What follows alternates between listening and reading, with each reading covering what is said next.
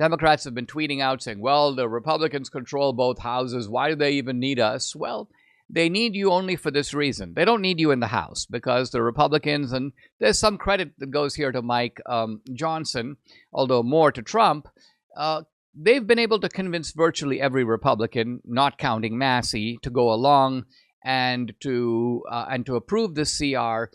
But to approve it, I think, on this basis. I'm looking at some posts by a Republican congressman. Here's Andy Biggs.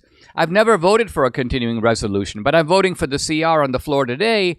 And he says, by and large, that the executive branch is the only branch of government serious about cutting spending despite my best efforts. This captures right here, I think, the heart of the matter. And that is that we do not have a congressional majority to cut spending.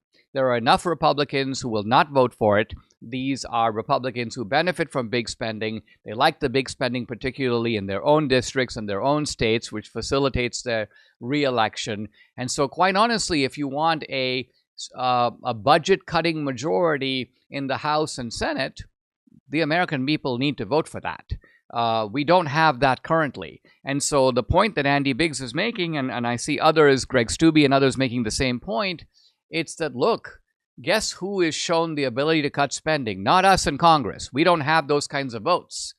But the executive branch is doing it. So guess what? If Congress allocates the money, it's still up to the administration to spend or not to spend it.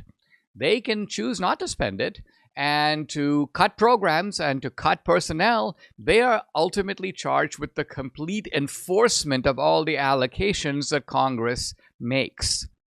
Now, this bill is now in the hands of the Senate, and even though Republicans have a majority, 53 to 47, the simple truth of it is because of the filibuster and because of efforts to delay procedures, you need 60 votes in the Senate. And the Democrats are basically saying that they are going to create a unified wall so that the Republicans can't get to 60 votes. And so there is a kind of impasse. There is a standoff. Now, one way to overcome the standoff is to override the filibuster, and the Senate Majority Leader John Thune does have the ability to do that. But the other possibility is that John Thune goes, okay, guess what? You want to shut down the government because you're refusing to get to 60 votes? Go ahead and do it. You'll be the ones who did it.